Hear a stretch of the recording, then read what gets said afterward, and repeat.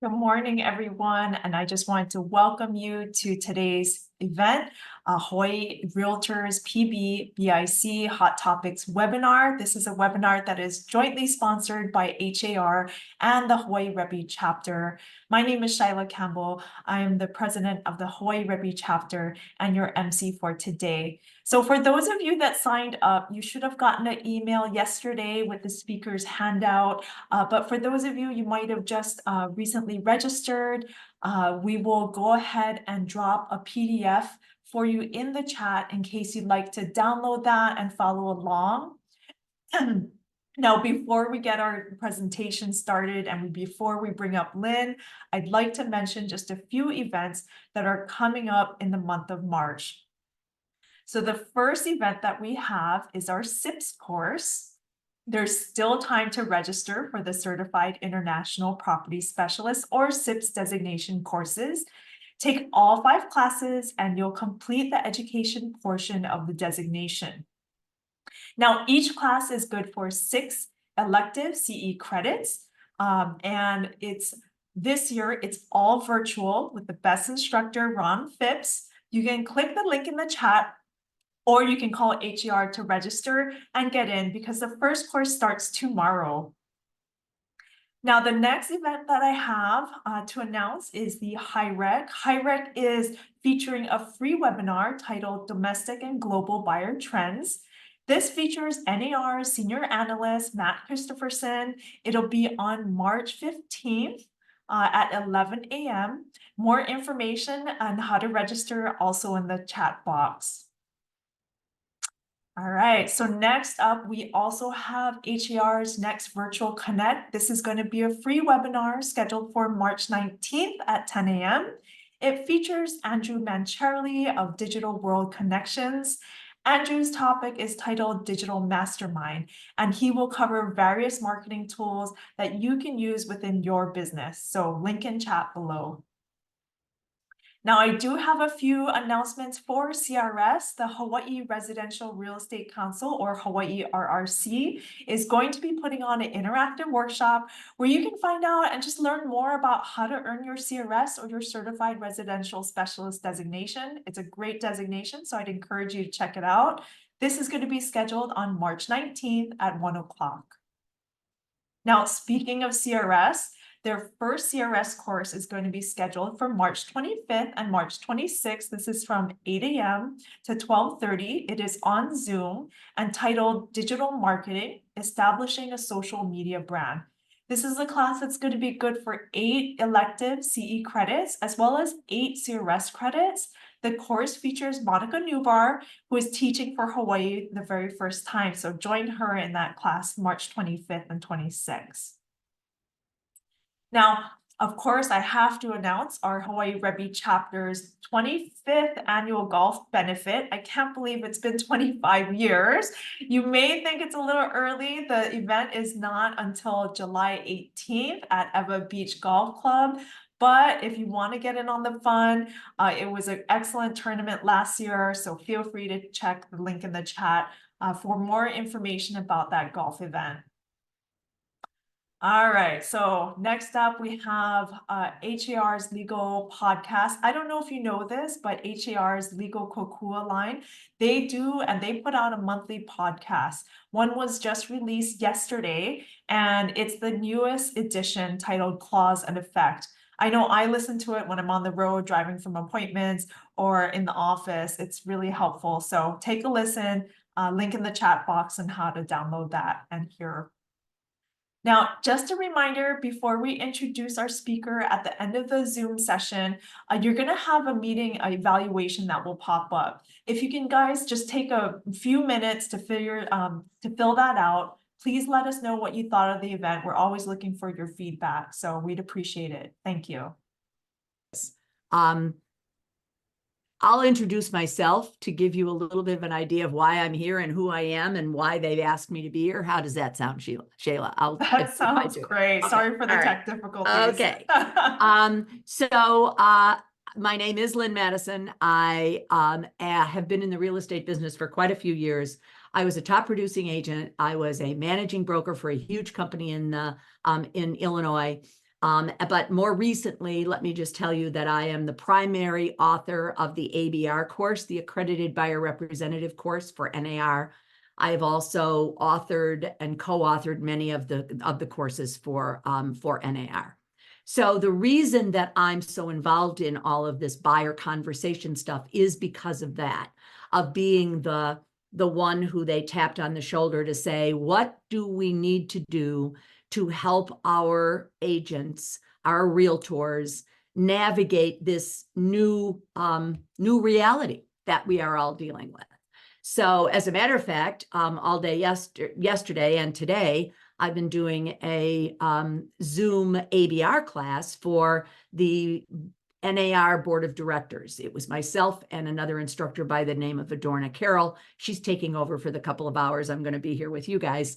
But that's a little bit of my background. So, and I just so that you're aware that the person that they've got here has some credibility. Well, I don't know about that, but at least I've got some credentials behind my name, and as well as some I don't know, traction in this area of our business. So you've got a handout that we sent you. It was sent, it was linked and all that other stuff. So you can open it up. If you want to open it up and have it on your screen at the same time we're going through the PowerPoint, that's a cool thing to do, because that's entirely up to you. It's there for you when we are done. But it is there for visual representation only. It does not, all of the content that's in your handout does not necessarily show up on my slides.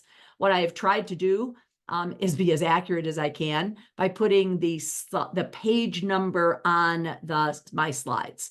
So every slide has the student manual or the handout page number on there. You're not going to get a copy of my slide deck.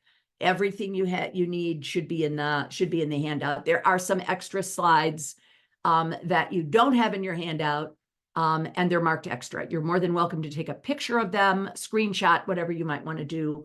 But you'll see what I mean when we get to that point. So I want to start with just talking very briefly about some current legal issues. The legal issues that we are facing, all of the lawsuits, the big one that was filed way back in 2019, and the one that unfortunately we were not successful in winning in Missouri, the Sitzer-Burnett case. We've discussed those in a lot of other courses and a lot of other venues. These are constantly changing as they go through the courts. But we do have some new lawsuits, and the DOJ, the Department of Justice, has spoken. We've been waiting for them to let the other shoe drop of what it is they want us to do. And many of us who are involved in all of what's going on the legal side of this as well have been seriously more concerned about what the DOJ wants us to do even than what the lawsuits say. So with your indulgence, I just want to spend just a couple of minutes talking about that. So the DOJ is calling for decoupling our commissions totally from the listing brokerage and the buyer brokerage. We know that they have been, that the lawsuits are based on the sellers are claiming that we are forcing them to pay buyer brokerage compensation with no negotiations. And those are the big lawsuits. Okay. And the DOJ has made some noises about the fact that they don't think first they said that we should be allowed to say zero in the MLS, and we did accomplish that. But this is going one step further than that. This is taken directly from Riss Media's article. Okay. And I say that so that you know that I'm not the one who misspelled the word or the state of Massachusetts. Okay, so I just want you to know that. So what the DOJ did was to write what's called an amicus brief or a friend of the court brief on a lawsuit that has been going on in Massachusetts known as the Noselic case. And there was a settlement in the Noselic case that the DOJ does not agree with. And that is what they have written this opinion on. So The other issue that this brings some doubt to now is the other settlements that were agreed to by other real estate companies that still had not been approved. So RE/MAX, Anywhere, and Keller Williams had all settled some of the other lawsuits, and in their settlement, it has not been approved by the courts. So those settlements are now a little bit in question as well. So here's what's happening. This is a push by federal regulators to enact deeper changes to our commission structures. They made it clear that they think that just tweaking and making cosmetic changes to our MLS, as long as the commissions are still paid by the seller, does not fix the problem they see of price fixing. It doesn't alleviate that problem.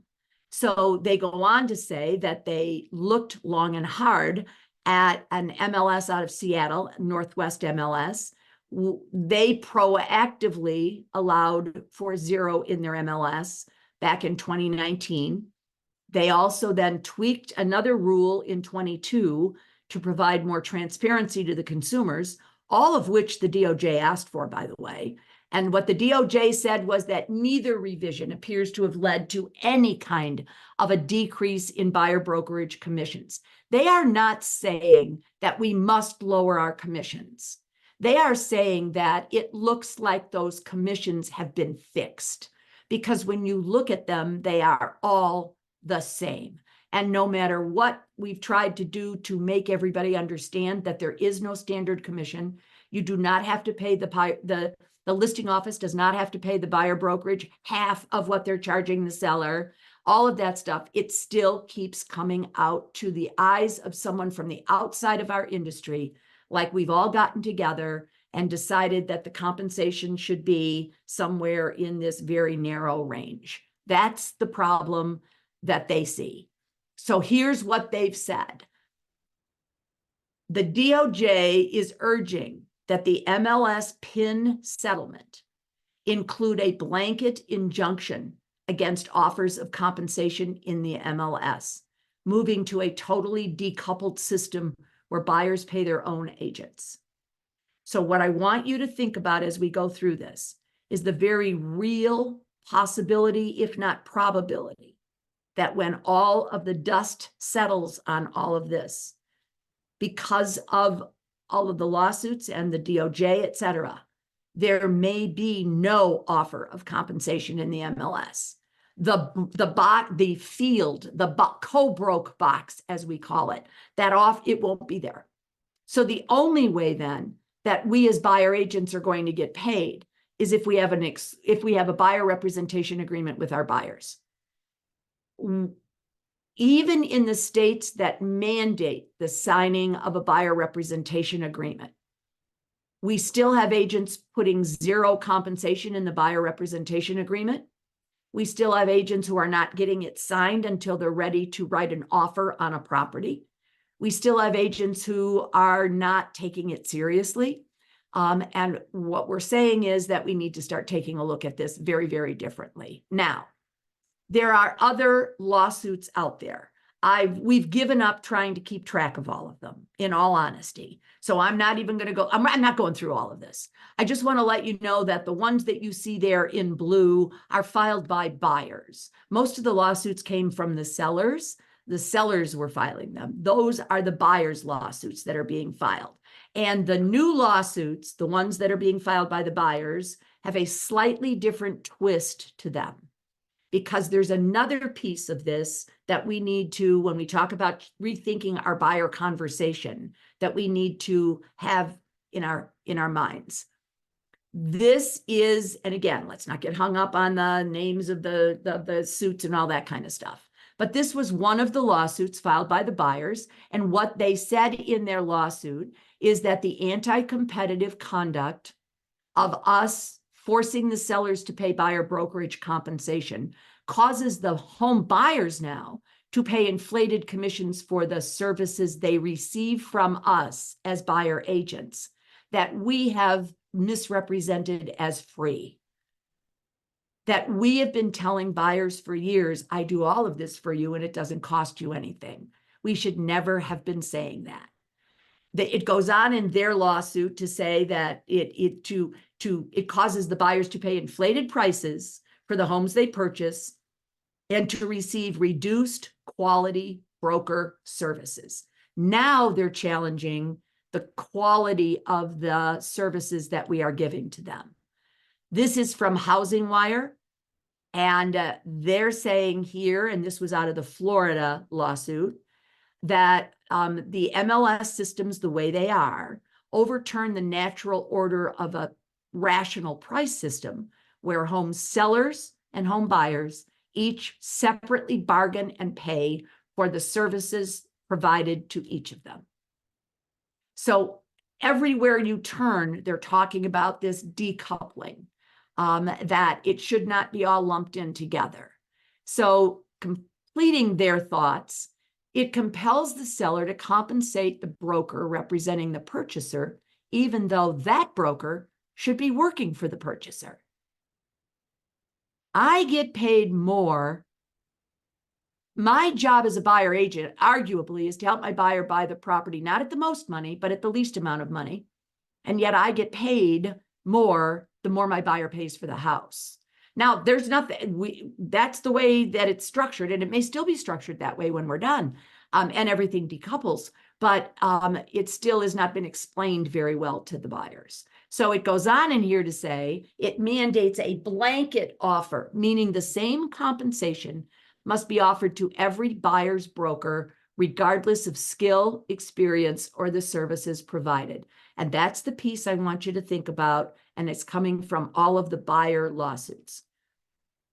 When there's an offer of compensation in the MLS and the buyer has no control over that compensation, they also that means that whether you are a 15-year multi-million-dollar producer with a track record bar none of helping buyers, or you're someone who just fell out of pre-licensing school last Tuesday, you get the same compensation.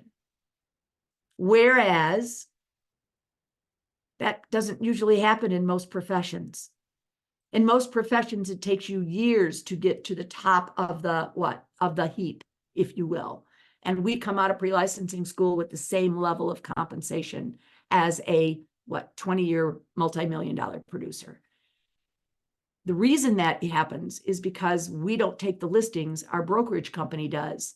So now you know what's happening is a major, major push for more education for the managing brokers, that they need to do more guidance and education and training of their agents. So this is where we're at. So what are our issues?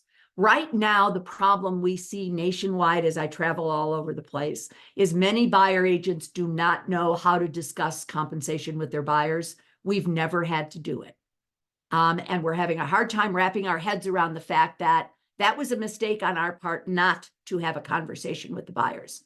The Code of Ethics has told us for the last 15, 20 years that we were supposed to be disclosing to the buyer how we get paid when we sell them a property, but most agents were not doing that.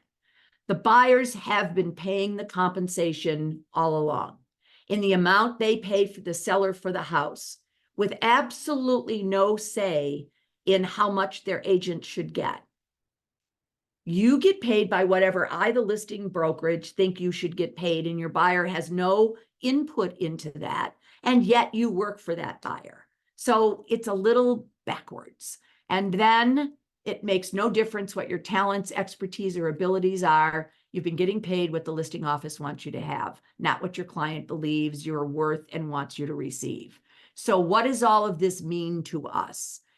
Compensation conversation needs to change. There is a high probability that you are going to need a buyer rep agreement done correctly in order to get paid. And we have to be able to effectively communicate our value proposition to our clients. It's the value proposition piece that seems to be missing in many cases. This was an op-ed, if you will, piece from Real Trends. And Philip's comment here was, Philip's comment was that if the guaranteed shared compensation disappears, his statement is, this means the lazy real estate agents who provide very little value to their client can no longer just show up and know they will automatically get paid a percentage of the sales price just for writing a contract. Imagine that. The need to evidence our value suddenly becomes the only pathway to earning a commission. Clearly, this will weed out those who fail to articulate their value proposition. So what I want to start with is to talk about your value proposition and what it is that we do for the buyers and how we might need to articulate that to the buyers, because we are where we are no matter how we got here. You can yell and scream and holler about what the DOJ is doing and what everybody else is doing, but the bottom line is we're here. And what matters now is where we go next. So we should be embracing this opportunity to set our value in compensation with our clients. So my value to my buyer should be a decision my buyer and I make together. We should not be working for whatever the listing brokerage deems appropriate. Who are they to tell me what my value is worth? I should get paid what my buyer thinks I'm worth, not what somebody else thinks I'm worth. And using buyer rep agreements gives you control of your business. And I'm talking about exclusive buyer rep agreements now. There are non-exclusive agreements that you can use, but that's really not going to help all that much. I've been using exclusive buyer rep agreements. We do not have to use a buyer representation agreement in Illinois to represent the buyers. We do not have to. We can represent the buyers with a disclosure. We do not have to use a buyer representation agreement. So it is absolutely voluntary for us to use one. And most of our agents in Illinois do not use one. I've been using one for more than 25 years because I wanted to be able to do everything we're talking about here. And you need a buyer rep agreement to do it. We also need to stop thinking that the buyers won't sign them. And I'm talking about, I know you guys have a buyer representation agreement that the state association has created for you. I know that. And and you're using it. I'm presuming you're using it. But I also know I've been in other states, and I find out halfway in through my 2 hours with you, I find out that people are putting 0 in there. Well, if you put 0 in your buyer representation agreement and there is a 0 in the MLS, 0 plus 0 is 0. You don't get any compensation then. So we need to realize that there's value of putting it in. It's putting the number in there that kicks our butts sometimes. That the agents go, oh, my buyers are never going to sign that, so I'll just put 0 in here and it makes them feel better. We need to look at doing this correctly. Okay, I mentioned this a few seconds ago. You could use an exclusive agreement. You can use a non-exclusive agreement. That is, either you or your brokerage company are going to make that decision. I do know brokerage companies in all of the states I teach in, and I teach in a lot. They are requiring their agents to use an exclusive buyer representation agreement. But some brokerage companies are allowing them to use non-exclusive. Non-exclusive comes in different flavors, if you will. An exclusive agreement typically says, and the agreements could say something slightly different than what I'm going to say, but an exclusive agreement typically says that the buyer is going to owe you this compensation if they buy any house, any place in where the area that you put in your contract. So they're gonna, whether it is for sale by owner, whether it's new construction, whether they buy with you or whether they buy with another brokerage, they still owe you the money. It's an exclusive agreement. A non-exclusive agreement could be that they cannot buy with another brokerage company, but they could buy an unlisted property themselves, new construction or a for sale by owner. So, or it could be that they could enter into a non-exclusive agreement with another brokerage company. So there's a lot of different ways you can structure it. I want to talk about using exclusive agreements because it gives you the most protection. Okay, so as I said, the value proposition has to come first because you're not going to get a buyer. And even if you got them to sign the buyer rep agreement, they're not going to understand your value to them in the transaction if we don't give them our value proposition, our unique selling proposition. And bottom line is that we are not all the same. We may have the same code of ethics. We may have the same license laws. We may even be in the same office with 15, 20 other people who have the same office policy. But you and I both know that you do business differently than the person who sits next to you in the office. And you're in the same company together.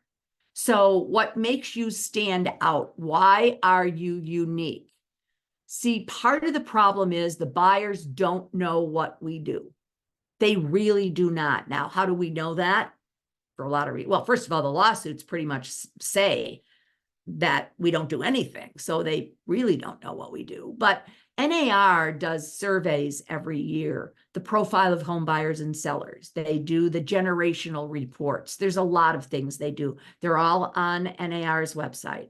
But they ask the buyers and sellers, but we're talking buyers today, a lot of questions about their buying process. And I'm telling you, half the buyers have no idea how they got from opening the door of the house they decided to buy and sitting at the closing table 60 days later. So to get that commitment from them, we have to show them what we do. They do believe, some of them, a lot of them, that they already have all the information they need because they're on the internet. We have hit the 100% mark on the 2023 profile of home buyers and sellers. When surveyed, the buyers, 100% of them said they used the internet to start their home search. Now, 87% of them still used a real estate agent.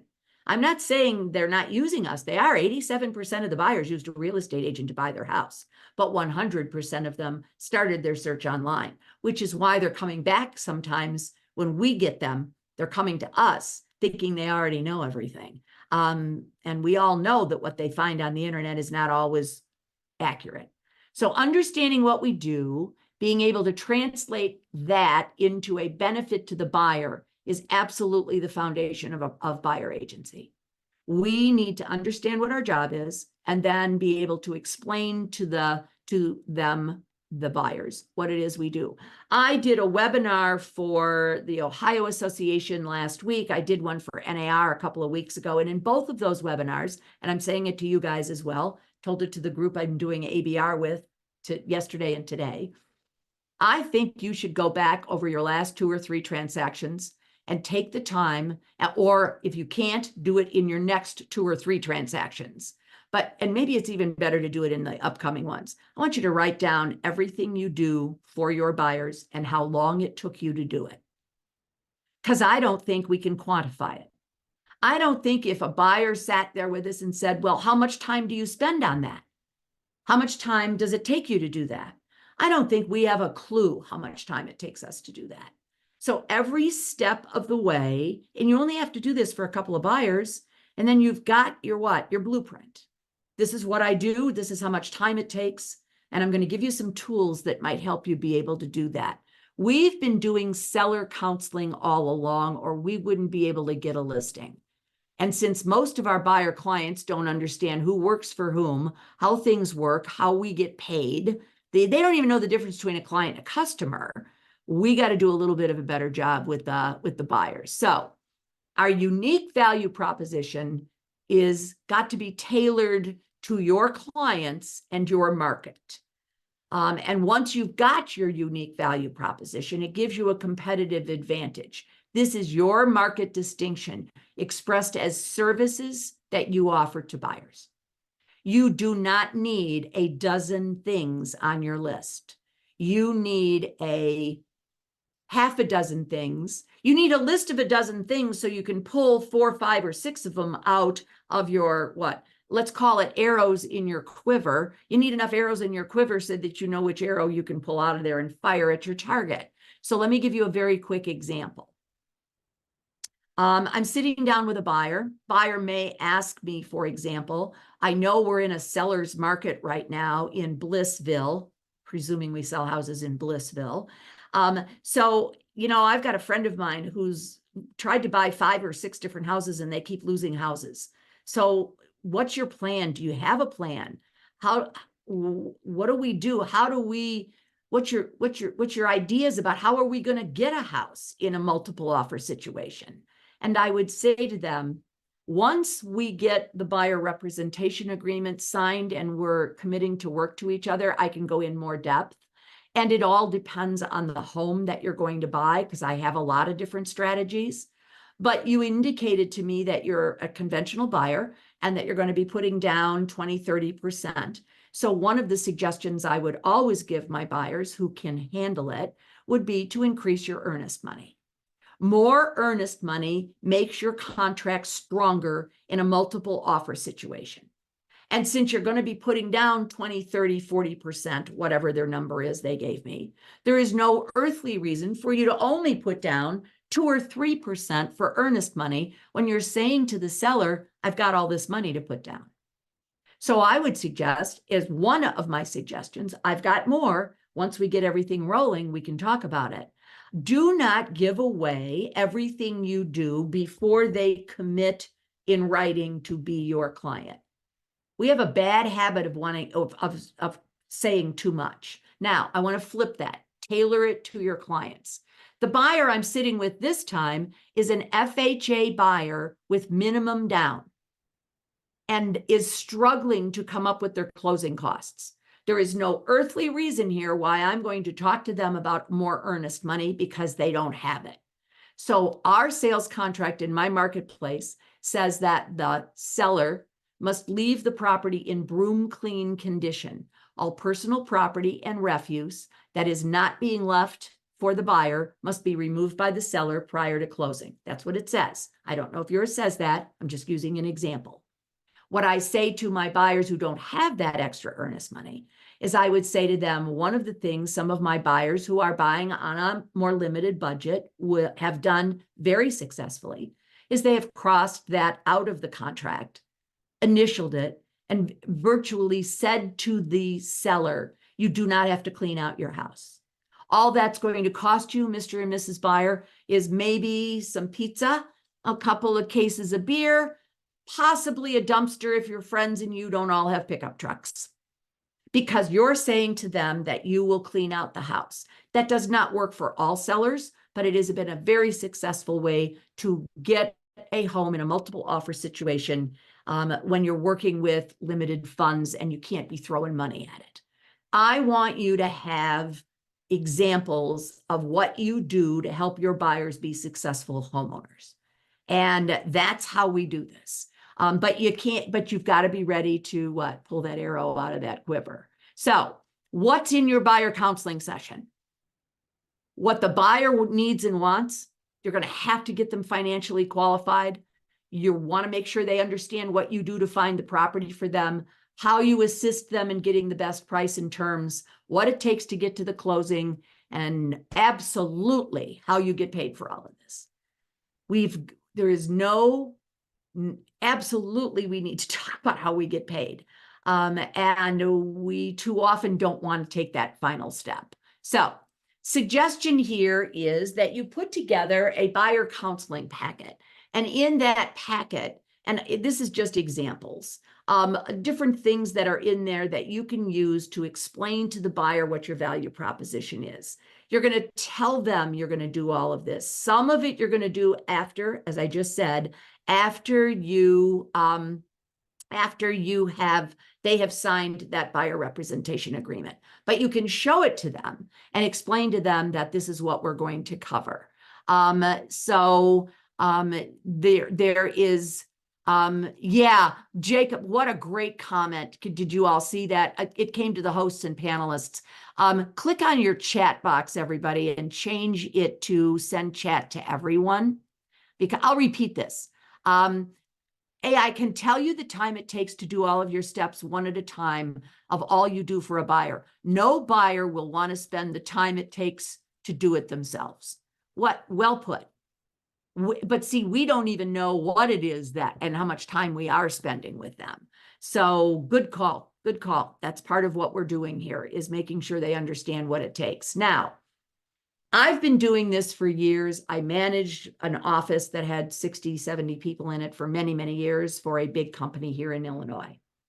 I realized both when I was selling and when I was managing that we are springing a very complicated document onto a buyer who's going through one of the most stressful things in their life. So if you look up lists of where the psychologists, sociologists, and all the rest of those people list the top 10 most stressful things in life, buying a home is one of them. So we have a 13-page sales contract. One of the people in my class yesterday said they had a 28-page sales contract, and I said, winner, winner, chicken dinner. I don't think I've ever seen a 28-page sales contract. Ours is 13. I don't care if yours is only 4. When that buyer's getting ready to sign that offer, it shouldn't be the first time they've seen the contract. What I'm suggesting is that you create a sample contract. You are not giving them a blank contract. You fill it in with the median sales price for your marketplace, the type of financing that is typically done in your marketplace, highlight the home inspection paragraph. If you use attorneys, is there an attorney modification? That kind of thing. So that, and then you give it to them. You only have to do this once. Twice. You're going to make one contract. It's going to be the same. The paragraphs you highlight for your buyers may be different than the paragraphs you highlight for your sellers, because it is 2 different sides of the transaction, but then you can give it to them. Value proposition. Mr. and Mrs. Buyer, one of the things I'm going to do for you as soon as we get everything signed and we're ready to go is that I'm going to give you a copy of our sales contract so you can look it over so that you're comfortable with it when we get ready to write the offer. Guys, these are things that all of us could do, but many of us don't do. And this is why I'm giving you as many different ways to articulate your value proposition that that we can handle. Okay. All right. So I've got a couple of scripts in here for you. So I want to say to you, understand, I am not telling you this is what you need to say. I am giving you a sample so that you can create your own dialogue. You should never be using somebody else's scripts. You should always make them your own, but we have found that it is easier for you to see. It is easier for you to create your own when you see a sample of them. Okay, so basically our session today won't take long. And where you see the little asterisks, it's because I don't know if your counseling session is going to be 20 minutes or 30 minutes or an hour and a half. But whatever time it's going to take. We'll be going over what's important to you in your new home, answer your questions about buying, get to know each other a bit, and determine if I'm the right agent for you. By the way, you're also determining whether or not you want them as a buyer. More on that later. My job is to find you the right home at the right price and terms and get your transaction to the closing table. Let's start with what you're looking for.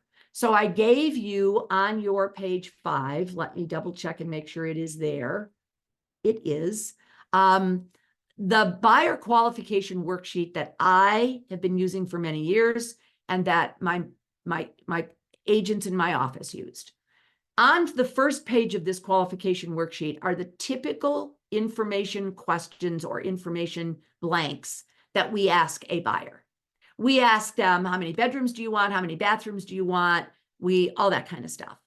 I'm going to suggest that you start with the questions that are on the second page of this, on your page 6, that will get you all the information you need, but you're going to come at it from a different way.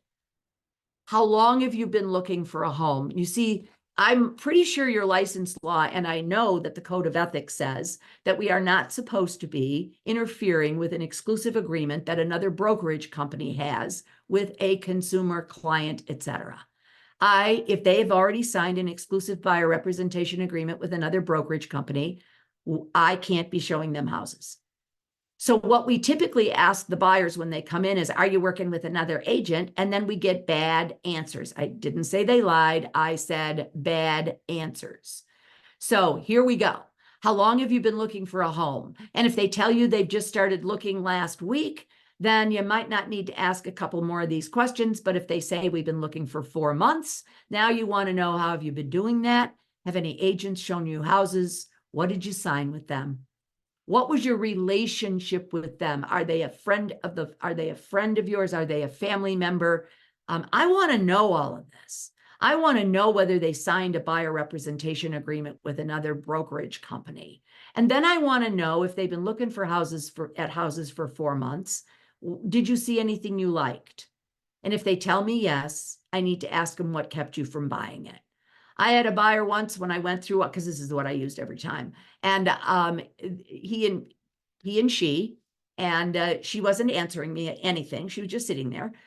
He was answering all the questions. And then I got to this part and I said, what kept you from buying it? Oh, I said, did you see anything you liked? And she elbowed him and said, tell her. And I said, what's up? And so you did find houses you liked? And he said, yeah. And she said, 4 of them. I said, what kept you from buying 4 houses? Did you try to buy 4 houses? 4 different houses. And he said, unreasonable sellers. I said, so you guys have put offers in on 4 different houses, and you're telling me that it was unreasonable sellers that caused you to not buy those houses? And he said, yep. And I said, talk to me. Tell me what happened.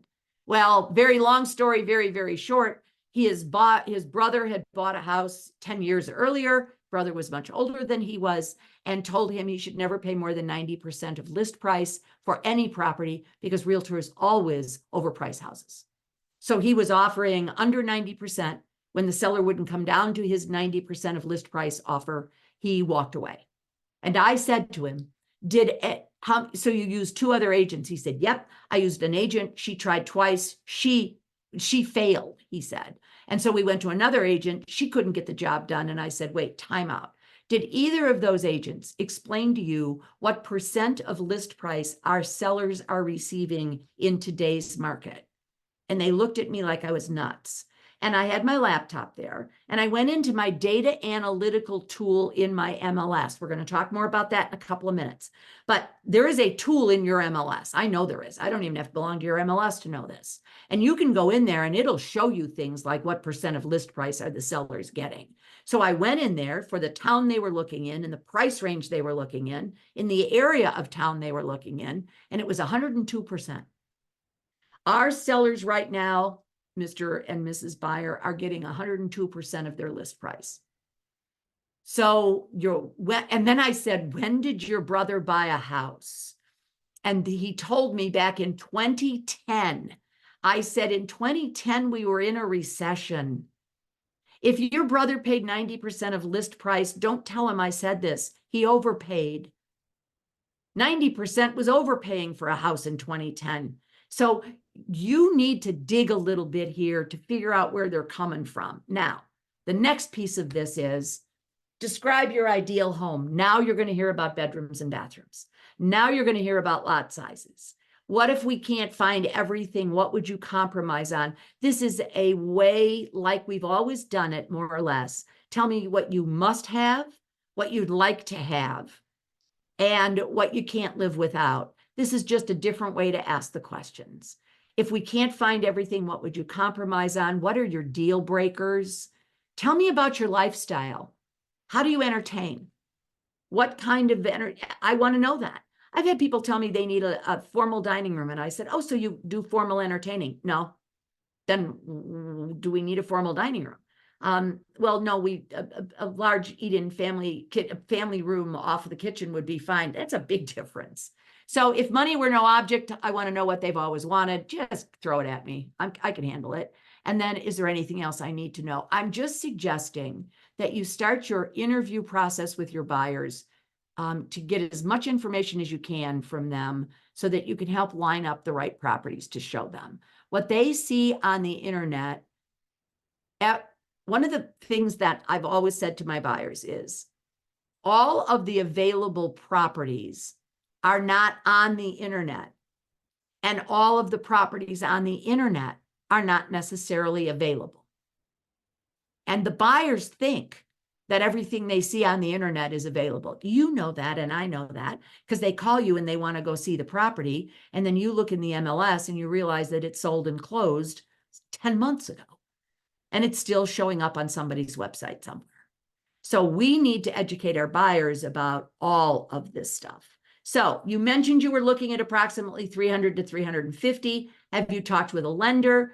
And if they say they have not, then we're going to have them talk to our preferred lender. My lender will be happy to do a pre-approval for you so we can narrow down our search and be sure we're looking in a price range that is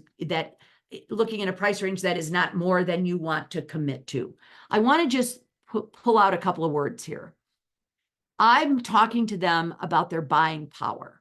I did not use the words qualified here anywhere. You want to empower your buyers. Words can empower people. There are words that take power away. I'm not going to talk to them about, we have to find out what you're qualified for. It's the same thing. But what I'm saying here is, what is your buying power? And we want to make sure that it's not more than you want to commit to. You have a lot of buyers, guys, who they can go to 5, 6, 8, 7, whatever, 100,000, but they don't want to. So we need to figure that out. This is all about getting your agency disclosure out of the way. And this is all in your handout, so I don't have to necessarily read every piece of this to you. But it goes on to say, purchasing a home is a legally complex procedure. My job is to help you navigate through it.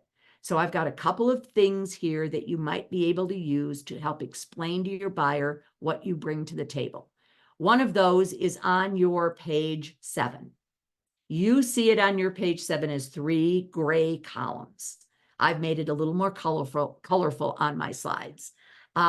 So I broke this down into big bucket things we do for our clients. We find suitable property, we show property, we analyze the market, we write the offer, we negotiate on their behalf, and we make sure their transaction gets to the closing table. There's a lot of other things we do in those categories, but that's what we do. So there's and you need to do this as turning everything we do into a benefit to the client, the why. So what we do is find suitable property. How we do that?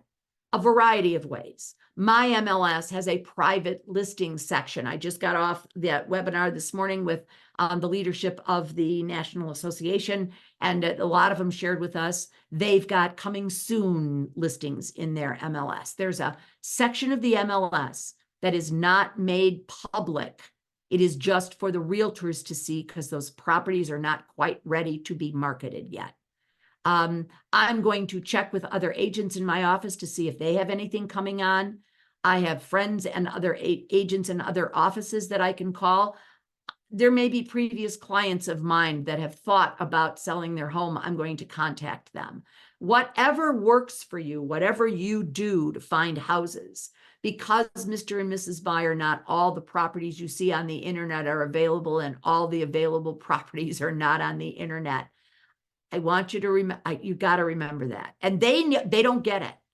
So that's the why. That's why. And it is also, if you have a problem getting a buyer to meet with you because they just want you to meet them at the house, we have a huge problem with that in many of our marketplaces. Why do I have to meet with you first? I know the house I want to see, just meet me there. Don't even get me started about safety. But the other issue is, how do I do a counseling session if, in fact, I'm meeting this person at the house? So I'd be happy to meet you at the house, but here's another thought. Once I know exactly what you're looking for, there may be other properties in the MLS that you are not seeing on the internet that might fit your needs even better than this one does.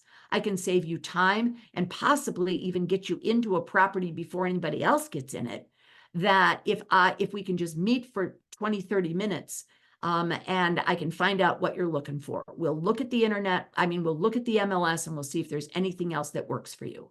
because that way we save you time and possibly save you even money. And by the way, you can save them money. They end up in a multiple offer situation. They're probably going to pay more for it than if we can get them in there and get an offer accepted before it turns into a feeding frenzy. So that, and then we talk about showing property. Again, I don't have to go through everything that's in here. You've got the handout, but my job when I'm showing property is to help my buyer look at the things that don't change and how difficult it may be to change others. Sellers stage their homes for a reason. And my job is when we look at, I'm going to sell you any house you want to buy. I don't care. You're buying it, you're living in it, I'll sell it to you. But my job is to also go through the list of what you told me was important to you and remind you of that. Because if you told me that something was your deal killer and this house doesn't have it, I would not be doing my job for you if I didn't point out it doesn't have it. My example for that was this young couple, they had three little boys. One was 5 and the other were twin baby boys that were under 1 year old. She said, I want a house that has a window over in the kitchen so that, and I can fence the yard because I want to be able to let the boys, when they get older, they can go out and play. I want to be able to see them from the backyard. I did not have time to preview every house I was going to show in this. We were in a hot market then too. And I took them to a house that didn't have a window over the back window, a window on the back wall. And she said, that, oh, I don't care. It'll be all right. You would have had to have done a major $50,000 remodel job to change that kitchen around so that there could have been a window back there. And I looked at her husband and he shook his head like this. He didn't say anything. He went like this. And I said to her, are you sure? Are you sure? Because you told me that was one of your deal killers.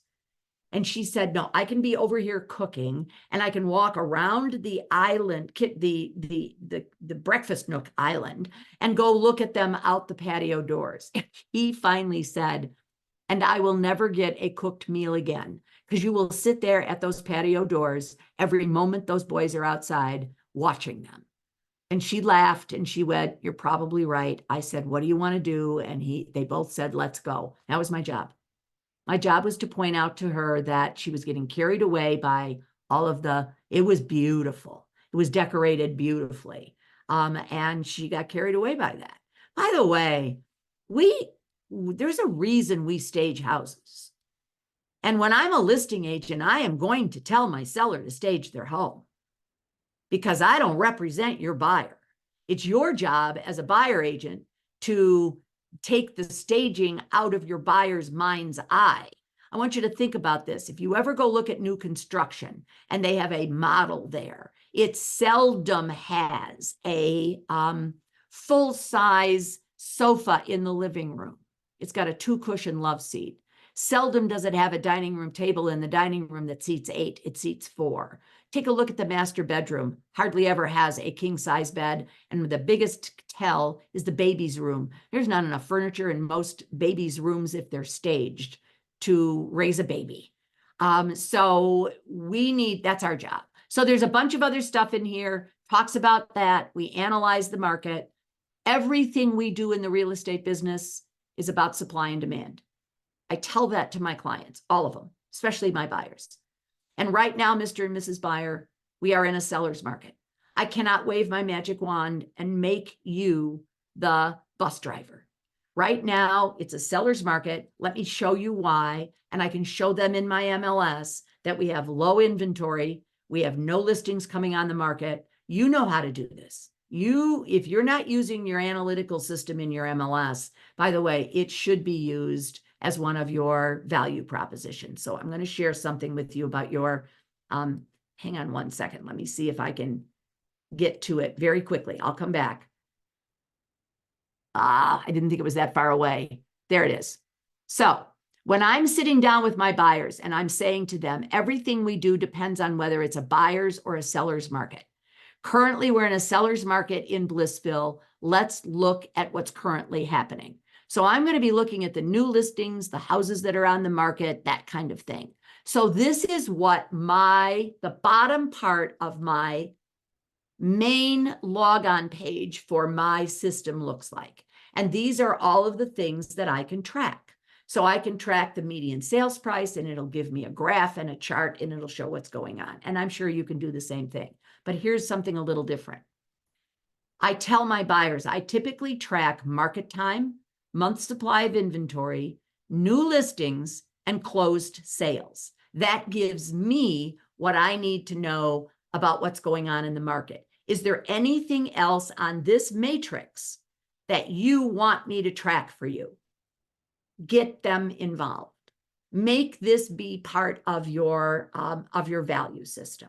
So let me share with you, I happen to be the vice chair of the MLS here in the Chicagoland area. So I'm on our MLS board. I interact with a lot of MLSs across the country for a variety of different reasons. So I'm not saying where this MLS was. I'm just saying this was an MLS that has about 50,000 users in their MLS.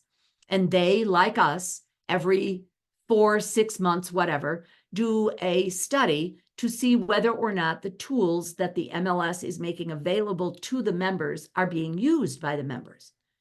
Because we have to pay for all of that as an MLS. So if we're paying for something in our MLS that is not being used, that's a monumental waste of money. Okay, so I'll call it the InfoSpark system, because that's what ours is called. They did the study on the InfoSpark system, and they were looking at unique users of the system. How many different people used that system in the first 6 months of last year? So let me say it again, 50,000 users, 6,250 unique users in the first 6 months of last year. Now they're not taking it away.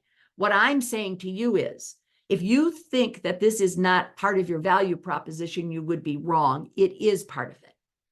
Because what you're saying to them is, I'm going to keep you on top of what's happening in the market, and I'm going to do it almost instantaneously. I'm going to put you in the MLS so that you get an email every time there's a new listing that comes on the market. There's a way for me to get what we call a hot sheet, and I will set it up for you, and every morning I will look at that hot sheet and it will tell me everything that happened in the marketplace, in the marketplace. So it is, I want you to use it as part of your value proposition. Can you imagine 50,000 people and only 6,000 of them are using it? What a wonderful value proposition for the 6,000 who are using it. All right, so now don't watch the screen for a minute because it's going to give you a headache. Because I need to go back and share some other things with you before we move on to the other side of this. So also gave you in here, that's all of the stuff that's on your page 7, the home buying process. You probably already have one of these, but just walk them through the process. They really don't know what's going on. So it is, we haven't gotten to the compensation side of this yet. We will. About 5 more minutes on the value proposition, and then we're going to move over to the compensation side. And let me just tell you right now, for those of you who are concerned, your buyer is never going to have to write out a check and pay you. They always have the ability to ask the seller to do it. So if that makes you feel any better, then just keep that tucked away for a moment and we'll get there, okay? Because you're not going to get paid by the buy. The buyer is not going to put into a sales contract that he wants the seller to pay your compensation if the buyer doesn't owe you the compensation. And they're not going to sign a buyer rep agreement with you if you don't give them your value proposition. I'm really serious about this. You can't just jump right into, okay, this is what you owe me, because they don't know why they owe you anything, because they don't think we do anything. And for 50 plus years, we've been telling them it's free. All right. The buying process. I gave you 2 different ways to look at it. Create your own. Your buying process is going to be different than my buying process. There's no way we can give you something that's going to fit in all 50 states or even in all offices. So we wanted to give you some ideas for you to create your own. Same thing with your list of possible expenses. We do a net sheet for our sellers when we take a listing so that the sellers have some idea then of what they're going to walk away from the closing with. Here we are, especially with first-time home buyers. They have no idea, unless they went on the internet, and we already know that's not always accurate. They're going to need earnest money. They're going to have an origination fee and an application fee, or whatever you want to call it. They're going to have to pay for their home inspections and their whatever other inspections that you have in your area.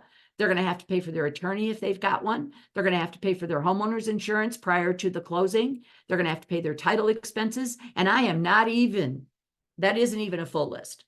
So you need to make sure that they are aware of what their expenses are going to be.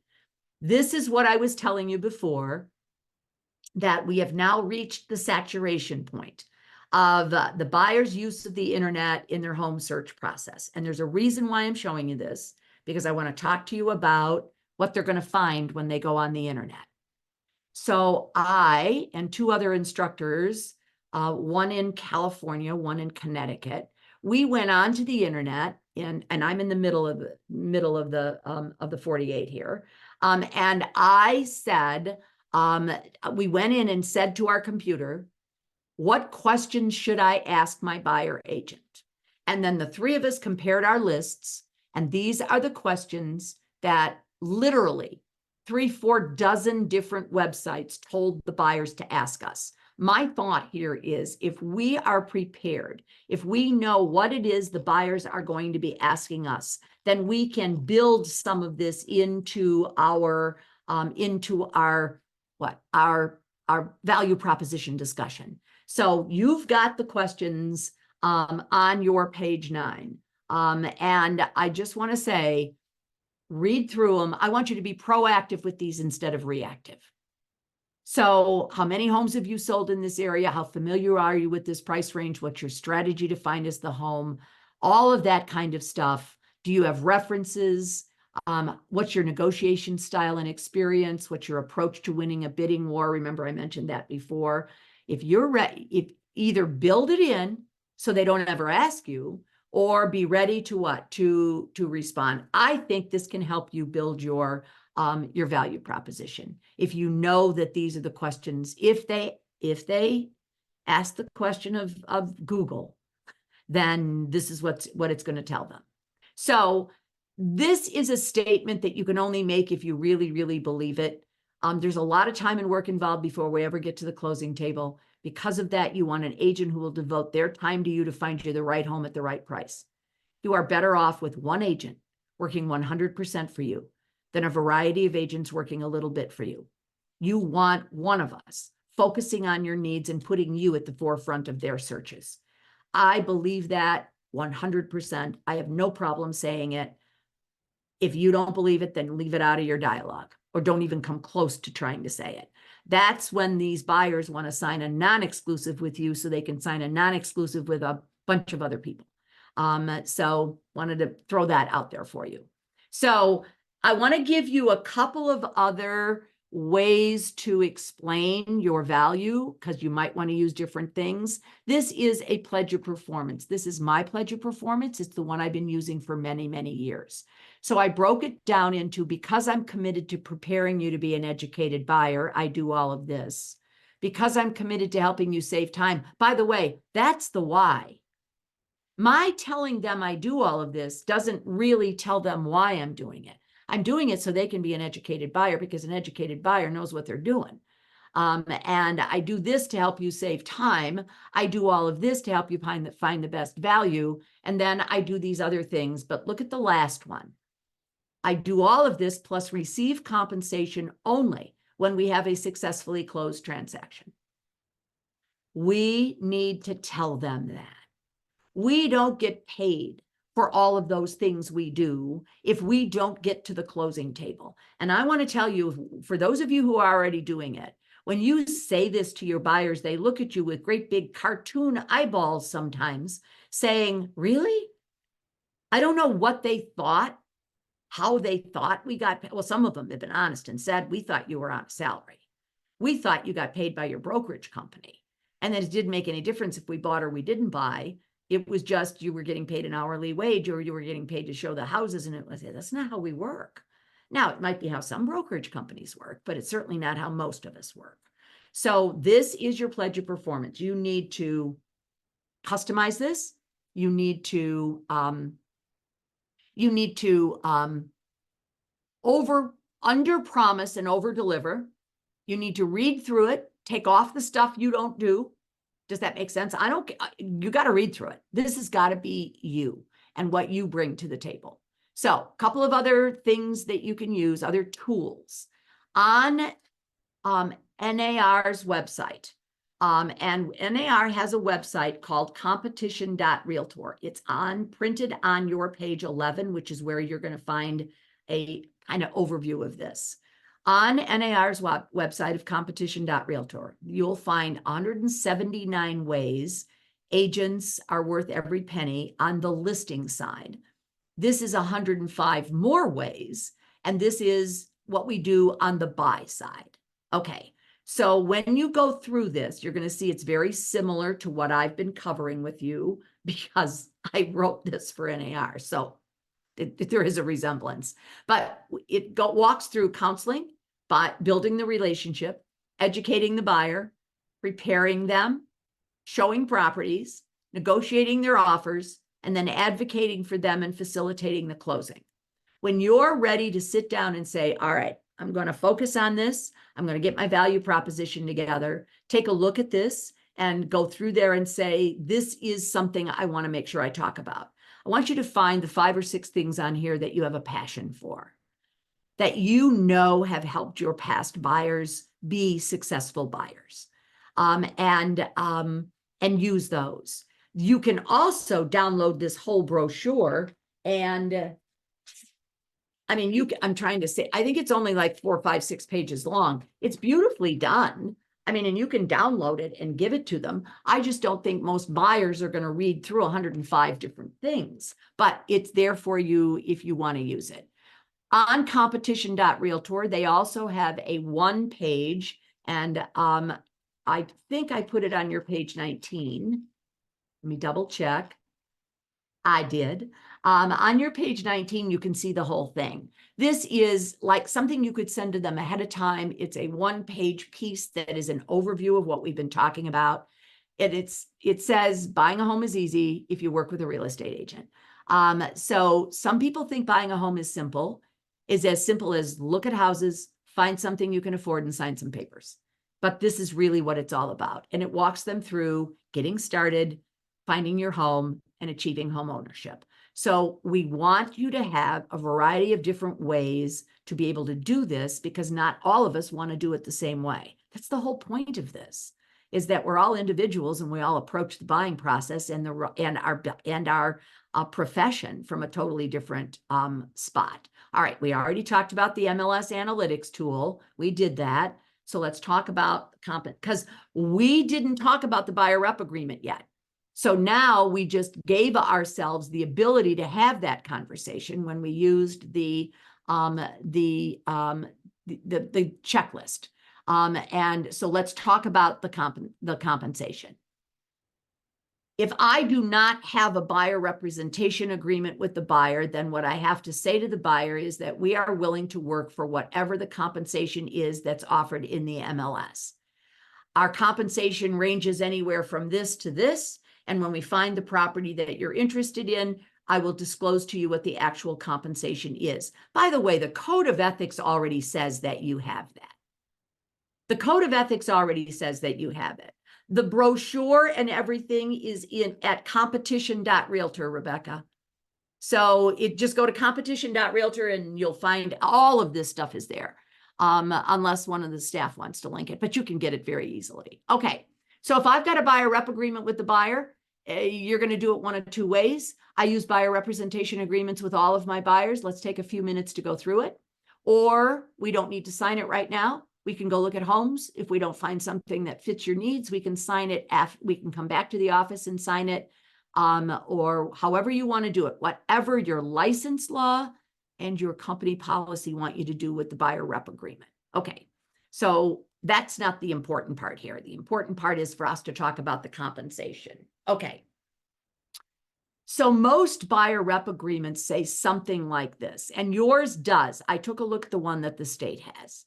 And it's very similar to this. If during the term of this contract or the protection period, the buyer enters into a contract to acquire real estate, and that contract results in a closed transaction, the buyer agrees to pay the brokerage firm a brokerage fee of, and you can do it either with % of purchase price, or you can do it with a flat fee. I just chose to, for the sake of brevity, to only put the percentage in there, but absolutely you can do it with a flat fee. The designated managing broker, that's what our managing brokers are called in Illinois, which is where I pulled this from, will make every effort to collect the brokerage fee from the seller or the listing broker. If the brokerage firm, that's us, is not being offered compensation as a cooperating broker, or compensation being offered does not cover the brokerage fee, then the designated agent will so inform buyer prior to showing the property. So let's not get hung up on what you call yourself. Agent, broker, salesperson, broker in charge. Every state has different words. So the bottom line here is, this is what the buyer is going to owe us. We are going to make every effort to get that compensation from the listing brokerage or from the seller. And if what they're offering does not cover what the buyer owes us, then I will tell the buyer that prior to them even viewing the property. And then here's the dialogue. You are in total control, Mr. and Mrs. Buyer, of how our compensation is paid. I forgot to do my disclaimer early on. When I say Mr. and Mrs., it's so that you know I went into a role play. My brain knows I went into a role play. I am not going to say Mr. and Mr. and Ms. and Ms. and Mr. and Mrs. every single time. Okay, I get all of that, but this is just a trigger. Okay, so, or I'm going to say Jack and Sally. So you are in total control of how our compensation is paid. As a matter of fact, you are paying it in the amount you offer to the seller. The seller has factored our compensation into the amount the listing office is offering us in the MLS, or a FSBO is willing to pay us. If there is any time that our agreed upon brokerage fee is not included in the price the seller is asking, I will notify you of that prior to you looking at the property. And you have the option of not viewing the property, paying the compensation yourself at the closing, or you can ask the seller to include it in what they are paying. And that is, and I thought I had them, I have a really cool slide for that, and I forgot to throw it in there. That's their options. Now, I know that some of you are thinking, well, we're in a really, really hot, low inventory seller's market, and the buyers are not going to say they don't want to see the property. I was teaching an ABR class here in the Chicagoland area a couple of weeks ago. I had about 85 people in the class, and about 30 of them were already using buyer representation agreements. They're not mandatory for us. So I asked them, how many of you have ever had buyers in this market we're in tell you they didn't want to see a house because the compensation in the MLS did not cover what they owe you? And it was more than half of those 30 agents. It is happening, and I can tell you I've been using it for years. When it is, and we can't presume we are going to stay in this seller's market forever, and we are not even in a seller's market in certain parts of the country at certain price points. So when there's more houses for the buyers to choose from, so if they had 4 houses to choose from, 3 of them were offering compensation that covered what the buyer and I have agreed to, it would make sense that the buyers would say, and I've had many buyers who have said, show me the other 3. And then if we don't find something we like, then we'll look at this one and we'll figure out what to do about it, because I don't want to have to negotiate compensation with the seller at the same time we're negotiating everything else. Let me just look at the other 3 first. Now, what I want to tell you is, and I'm trying to do as much as I can in just 2 hours, and I'm talking about, we have a 2-day ABR class, 2 whole days. And I'm trying to cram everything in 2 hours. So it's not easy, but I do need to say this to you. You need to make all properties available to your buyer. If the buyer said to you, don't even tell me about the houses that are less than what's in our buyer rep agreement, I would say to them, that is not how I roll. That's not how I work. You will get all of the properties that are available. You will decide what you want to look at and what you don't want to look at. And by the way, if you decide not to look at a property because of the offer of compensation, I will probably be asking you to put that in writing for me. I don't want you ever to have a buyer come back and say you didn't tell them about a house because you didn't like the offer of compensation. Do you understand? And all it sometimes is just a simple email to the buyer that says, I want to make sure I'm following your instructions. You do want me to line up these two houses, the one on Elm Street and the one on Maple, but you don't want to look at the one that's on on Oak Street. Yep. They send an email back that says, yes, that's what I want. And now you're covered. But that's what it sounds like. So I gave you here, if they question your value or they say they can find houses themselves, I wanted you to have a response to that, not going over it. But I just wanted you to have it. Okay. So if I have a buyer rep agreement, I establish my compensation at the time of the agreement. My buyer and I decide what I'm worth, not the seller and the listing agent. The compensation is negotiable. I could ask for more prior to showing. So what I mean by that is, at my buyer's direction, I could call you, the listing agent, and ask you, do you think your seller would pay additional compensation? Yes, I could even ask you if you would pay me more compensation. We can negotiate compensation prior to us beginning the compensation is negotiable prior to us beginning the negotiations on the property. And I, as an agent, cannot use the sales contract to negotiate it. The buyer can't, but I can't. So, and I have to disclose to the buyer prior to showing. I already said that. But I'm going to tell you that I seldom, if ever, have called a listing agent and even brought up the issue of compensation prior to showing the property to my buyer. Because I do not, my personal opinion is I do not believe that that's the best idea we've ever had. Because we have too many listing agents who have no clue about anything we're talking about here. And when you call and start talking about more compensation, they start losing their you-know-what over it. And they're predisposing their sellers to not wanting to take your buyer's offer. So let me equate it to this very quickly. If I have a buyer who's going to be asking your seller to pay their closing costs, and a lot of us have buyers who ask that, I have never, ever picked up the phone before I showed the property or before I wrote the contract and asked a listing agent, hey, do you think your seller will pay the closing costs? I don't. I put it in the contract, explained to my buyer that they might have to pay a little bit more in order to get the closing costs covered, but let's see what the seller says, and I bring you an offer. You decide how you want to handle this, but the big issue here is you can't do anything without a buyer rep agreement. So there's our choices. The buyer can choose to not look at the property, they can pay their brokerage at closing, or they can ask the seller to pay it as part of the sales contract. Now, I want to say to you that most of the associations, most of whoever drafts your sales contracts.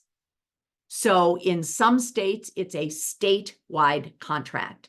In some areas, it's done by the local association. In my marketplace, we have what we call a multi-board contract. So all 7 of the associations in the Chicagoland area are using the same contract. Whoever is drafting your contract should be the one who drafts the language for the buyer to ask the seller to pay the compensation, the difference between what the seller is offering and what the buyer is obligated to pay to their brokerage. My concern is when we all start creating our own addendums to go to these contracts, we are creating legal liabilities here. So this is going to take some time for this to happen, but the buyer always has the right to write it into the contract, and it can be as simple as the buyer writing in, buyer requests seller to pay an additional blank X or whatever % compensation to buyer brokerage at the closing. This does not have to be a page-long legal diatribe, but it does have to be done. This is part of our conversation. If I do not have a buyer representation agreement, I disclose the range of compensation to the buyers prior to showing. Prior to writing the offer, I still have to disclose the compensation. I have to make all the properties available to my buyer that fit their needs, regardless of the compensation being offered. And if I don't like it, I don't have any choice. This is not about me. We never, ever, ever should have been choosing which properties we show the buyers based on the offer of compensation, ever, which is part of these lawsuits. They're accusing us of doing that. So I'm going to work for whatever the listing office is willing to pay me.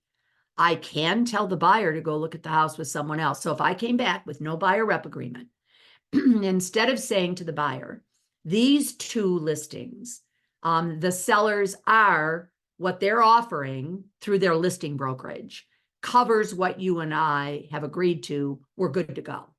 But on this one, Mr. Buyer, you would owe us 1%, 1.5%, 2%, whatever. I don't care what the number is.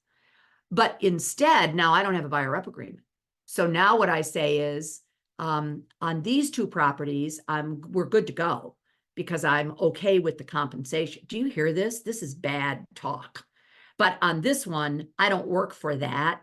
You're free to look at it with whomever you would like, but I'm not going to show it to you. If this is the first time this buyer has ever heard of how you get paid and your compensation, I think you just lost a buyer.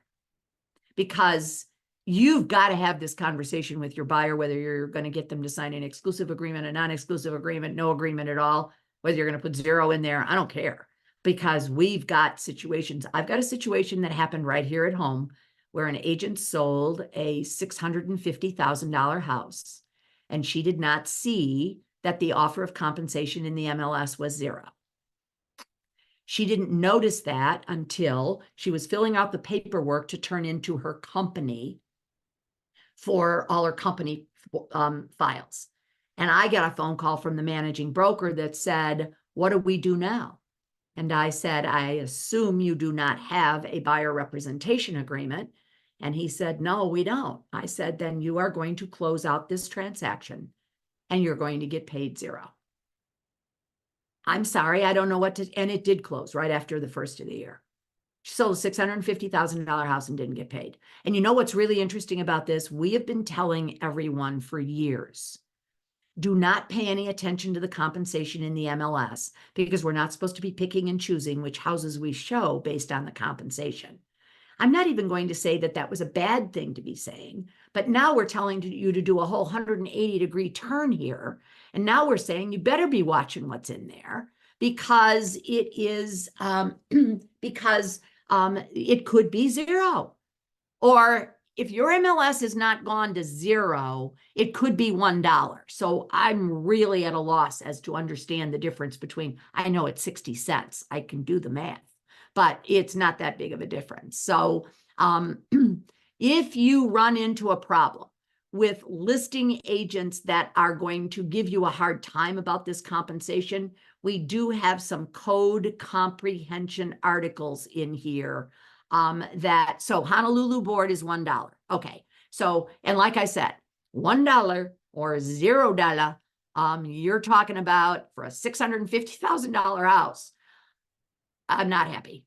So we've got to start paying attention to what's in there. Okay. I wanted you to have some ways to overcome the objections. Now, somebody just asked, a couple of you asked for my slides. You're not getting my slides. I said that in the beginning, and I know some of you logged on later. You don't need my slides. My slides are just to pretty up and have fun. Everything I'm talking about and everything that's on my slides is in your handout. So it's all there, including what we're talking about now, which is starting on page 13, and that's the overcoming the objections. Why do I have to sign an exclusive agreement to work with just you? I don't, excuse me. I don't necessarily, I'm going to say this again for those of you who came in a little late. What I'm giving you is not that I want you to memorize my script. It's not that I want you to use my script. I don't think you should. You shouldn't be using other people's stuff. You should be using your own, but everybody's struggling with how do I say it. So I thought it would make sense to give you some suggestions. I am committed to spending a significant amount of time and expense to and expertise to represent you as a real estate professional and help you achieve your real estate dreams. I cannot make that commitment to you unless I know that we have an exclusive mutual agreement. Like all professionals, attorneys, accountants, even your auto mechanic, they require a signed agreement before we begin. Guys, I'm not kidding. Why are we doing this with no signed agreement when every other profession does, for the most part, have one signed?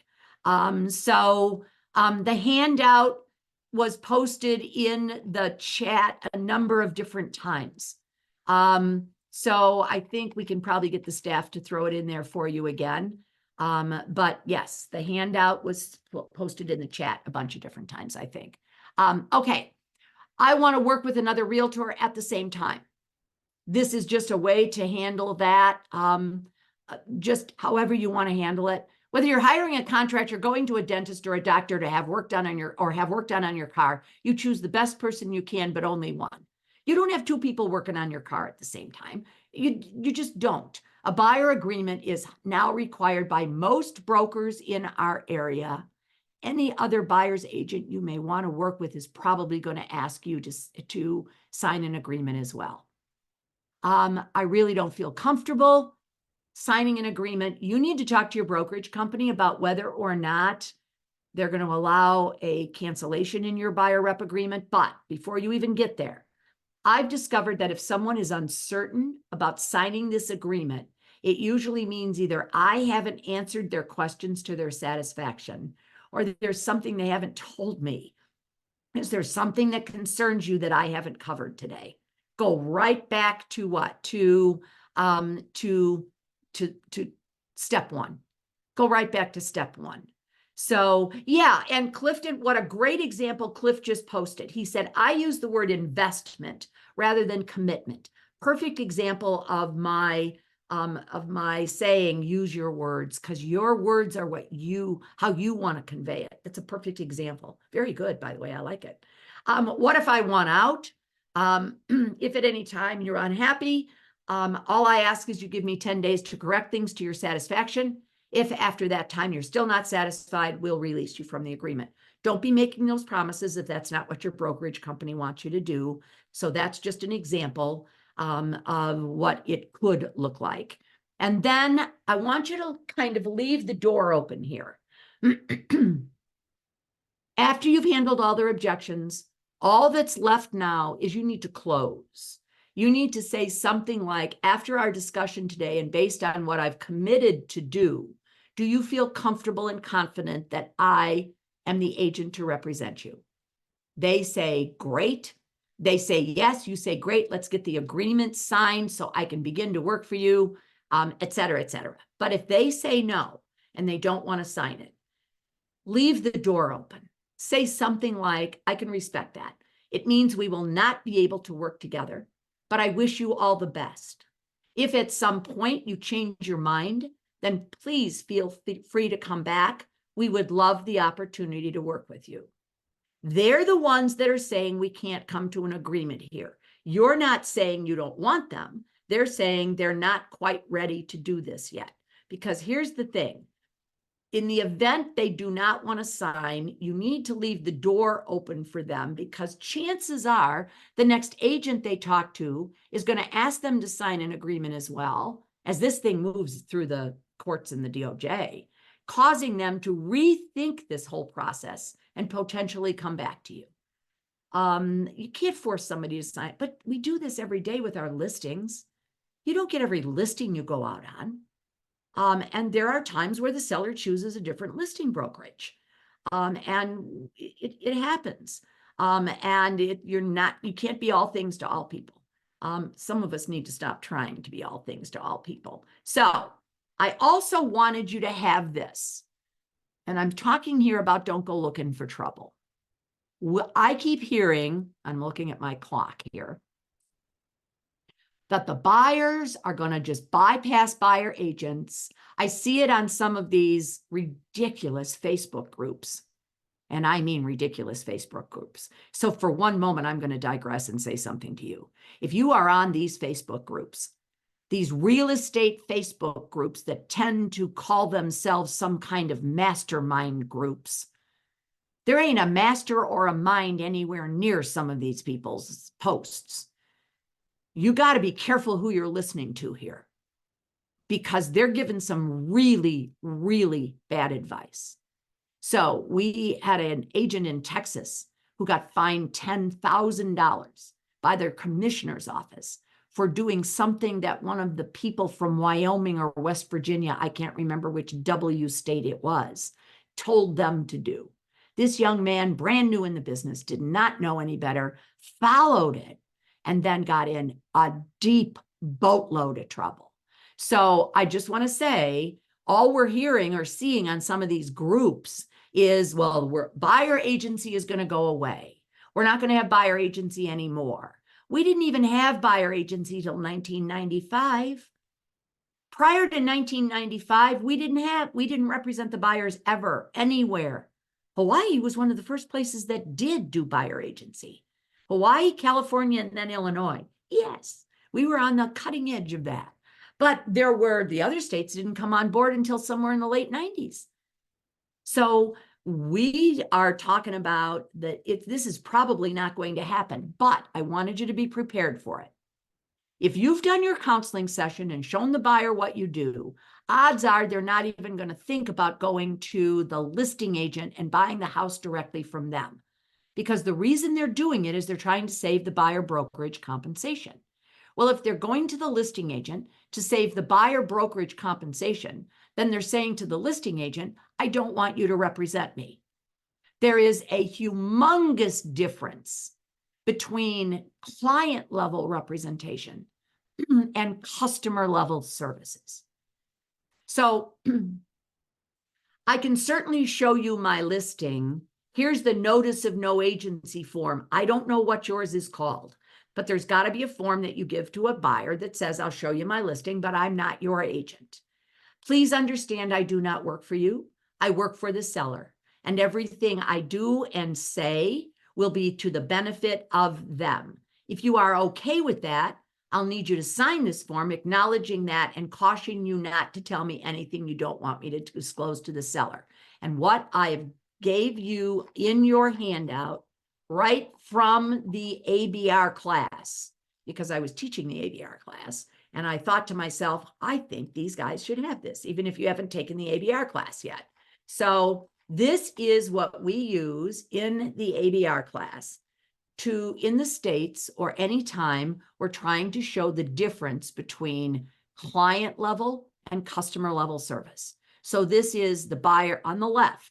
The buyer is not represented.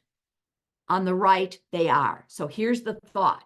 When this buyer goes directly to the listing agent and says, I do not want you to represent me, because they're thinking they can buy the house for less money, then we need to show them this. Well, so how do you, if a buyer came to you and said they wanted to buy your listing, if you don't have a form, then you're going to have to just say to them, I don't represent you. But that's even better. If you're telling me in Hawaii that you can't even do this, that would even be perfect, but I'm not sure that you can't. You just don't have a form maybe to do it. But here's the deal. The difference between representation and no representation is massive. And we wanted you to have the form. So this is all about what we can do if we are the agent of the seller, or what do we do if we are the agent of the what? Of the buyer. So read through it. It will help you to be able to, so it's a customer consent form, right? Same thing, I think, Laura. Thank you very much. So we call it no agency. You're calling it customer consent. So what that person is saying is they're not a client, they're a customer. It's the same thing. We just call it something different. So you can use this. It really can help you be able to help them differentiate between the two. So now think about this for a moment. As the listing agent, I'm just going to put all of these up there. As a listing agent, your brokerage company policy determines how you're going to work with this buyer. Did the seller give you permission for dual agency? Did they give you permission to work with this buyer unrepresented? What did your seller want you to do? Are you going to work for free? Did you agree that if you bring a buyer that is not represented, that you are only going to collect the listing side of the compensation? This is between you and your seller now. Your buyer has nothing. No, it's not your buyer. The buyer has no control over your compensation because they're not your client. So now is the buyer going to be able to buy it for less if you're not representing them? I would argue that if you did a variable rate commission with your seller, for example, and you said, if I sell it myself, I'll sell it for X% less. That is not the buyer saving that money. That is the money you've promised to your what? To your seller. I want you to realize that these buyers who think they're going to outfox themselves and buy the largest single investment they're ever going to make in their lives with no assistance from an agent and going to get the same level of assistance from the listing agent, they're crazy. Seriously, they're not going to get that. So the buyer's not saving any money, and it could be costing them money because they don't have any representation. So I wanted to take this whole thing full circle because we're seeing that all over the place about, excuse me, about the buyers going directly to the listing agents. And we just don't think that's going to happen. There was a major, major battle in the early 90s to get all of the states to change from what we used to call sub-agency to now doing buyer agency. We had to fight that battle for years. I can't imagine it going back. And it was the DOJ and the Federal Trade Commission that forced us to make that change. They're not going to force us to make a change that gives the buyer no representation. So, but you've got it if you need it. All right, I want to go back and take a look at some of these questions that you guys put into the chat. So, a lot of questions about the link, and we did that. We talked about what Jacob, so I went back to what Jacob said. Somebody's leaving. I got that. Yes, we're recording this. So we're going to make sure we can do that.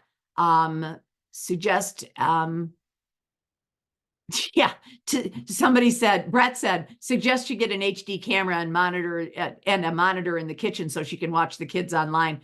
You know, that would have worked, but when I sold that house, we didn't have all that fancy schmancy stuff back then. That's all about the, so yeah, Rebecca made the comment about the agents not being trained on how to use the MLS analytics. And they really should be. And there is a big discussion coming and pressure being put on the state at the state level, saying there needs to be more training for real estate agents, and it needs to be more boots on the ground training and not all of this stuff. So let me just ask you, when was the last time anybody ever asked you how many feet there are in an acre? But you had to memorize that to get your real estate license. And by the way, that's the only one of the ridiculous things you had to memorize that I can even remember. So there will be some changes there. Is the buyer paying for the buyer broker's compensation disclosed to the buyer's lender? Let's talk about that very quickly. Right now, NAR is working with Fannie Mae, Freddie Mac, FHA, and VA they're going to have to approach the compensation differently than some of them are now approaching it. But I want to tell all of you, if your buyer is asking the seller to pay the compensation, or your buyer is going to pay you themselves, you must get your buyer's lender involved in how that is going to be handled at the closing. Our our attorneys, our loan officers are taking care of it. The title companies in my marketplace are now asking for compensation statements from both sides of the transaction. Typically, they used to only ask for the listing side, and now they want to see it from both sides because we have a lot of buyer agency going on and a lot of buyers asking the sellers to pay the compensation. So if the buyer is not able to pay for compensation, how do we collect the amount due? Well, it doesn't close if that. Can you put a lien on the property? I don't know the answer to that. Every state has different lien rights. Some states you do have lien rights on residential property. In other states you do not. But it's no different than how do you make sure that the seller's going to pay you when you go to the closing? You go to the closing and you have a listing agreement with the seller and you get paid. If the seller has enough money to pay you. If the seller doesn't have enough money to pay you, then it closes anyway, and we have to go after the seller through the courts. If we go to a closing and the buyer doesn't pay you, but if the buyer's asking the seller to do it, it's already in the contract and it's coming out at the closing just like it always has. So I would even argue that sometimes it's safer to have this buyer ask the seller to pay it, because then it's handled at the closing rather than expecting the buyer to hand you a check. Okay. Counseling sellers. Yeah. So I will say that I'm going to suggest that what you all need to do is you really want to take the ABR. The ABR, we did in 2 hours here. I crammed as much as I could into it, but there's a lot more that we need to talk about. So the ABR is 2 days where we talk about all of this and more, including a lot of other things like negotiating, et cetera, on the buy side. And then the SRS, the Seller Representative Specialist, is a 2-day class, and you'll come away from there with designations then, but it's a 2-day class with the sellers. I do have another, the 2-hour version of the sellers. It's almost as much of a rat race as this one is, because you are 100% correct. Stacy, if we don't explain all of this to the sellers, we're still going to be dead in the water here. Getting copies of everything, the handout. So a lot of what was in here was all about that. And we talked about that. How do I get information for your next ABR class? The classes are all, so I'm going to defer right now to the staff. Do you guys have an ABR class scheduled? Did you guys schedule one? What did you decide to do, Crystal? I believe that some of the boards do have some ABR Right. classes scheduled.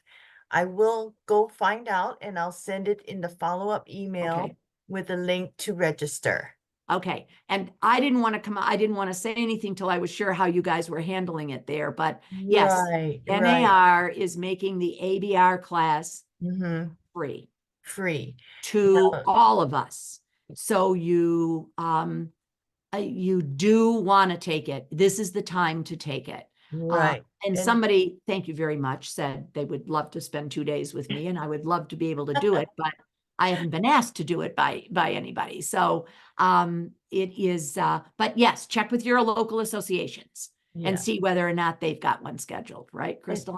Right, correct. And just FYI, NAR is offering the courses, the ABR online. It's like a live class, but it is a huge Zoom class. Yeah. If you do take advantage of that, just note that it will not offer CE. Correct. If you need CE for it, you'll have to take it from one of the local boards here in Hawaii. Yeah, and I'm going to put another plug in for taking it local for just a moment. I'm one of the people who is doing these great big huge ones across the country, and I'm in the midst of doing one right now. We cannot get specific to your state. We cannot get specific to your buyer representation agreements. We can't get specific to anything when you've got a couple of thousand people on a Zoom. I really recommend, and I've been telling this to everybody, it's great that NAR is doing it with that many people, but if your local association is doing it, take it there, because your instructor, I would hope, I don't know who they're bringing in, but the instructor should be making it specific to your state and to your marketplace. So big plug for taking it local. I agree. So yeah, and if you've taken ABR before, we just changed it. We just did it. So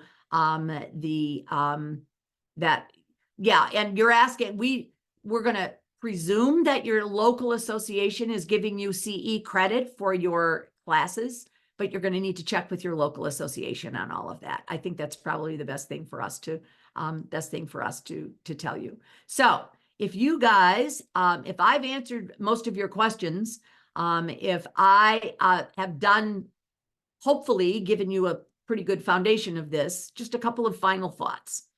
Regardless of the outcome of these lawsuits or what the DOJ does to us, the disclosure of compensation to the buyers is the right thing to do. And using buyer rep agreements is in the best interest of everyone, provided that we understand that our duties and responsibilities to the buyers are heightened when we are using exclusive agreements. If we don't live up to our duties, then we shouldn't be using exclusive buyer rep agreements at all. And I'm serious about that. So when we're going to, and I'll just give you a quick example. I help some companies do their company policy, and there's a lot of changes to your company policy that need to be done because of all of this. And I'm sitting there with this managing broker, and he informed me that about 1/3 of the hundreds of agents he has in his office are part-time agents. And he defined part-time as they have full-time jobs Monday through Friday at other places. They cannot show houses. They cannot do anything. They are literally only working maybe nights and weekends. And I said, and you're going to let them sign exclusive buyer representation agreements. And he looked at me and said, oh, no, maybe I shouldn't be doing that. I said, yeah, maybe you shouldn't. Maybe what you need to say is that unless you are going, and please don't misunderstand me. I think that we have some people who have second jobs who do a better job in real estate than some people who don't have second jobs. But that's not what he was defining.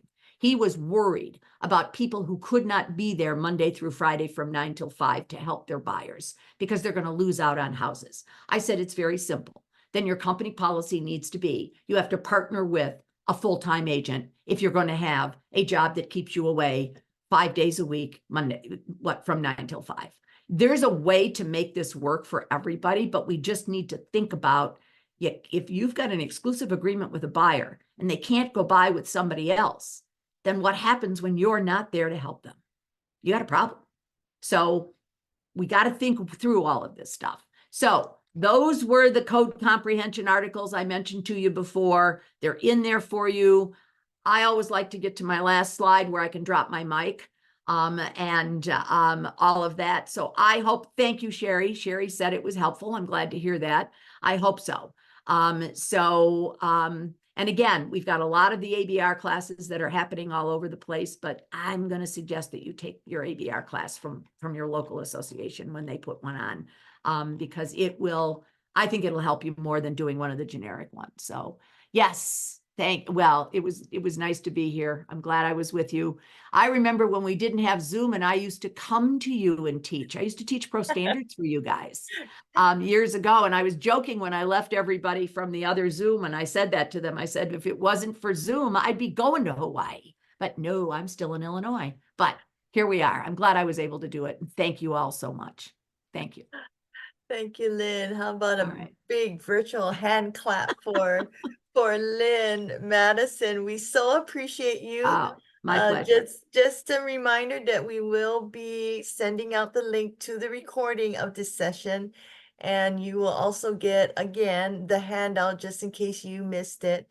And we'll have a list of those ABR courses and links to all the various events that we announced earlier today prior to the presentation. So thank you again, Lynn. You're Aloha. welcome. You My have pleasure. a wonderful day, and My everybody pleasure. too. You have a wonderful day. All right. Thanks. Bye, everybody.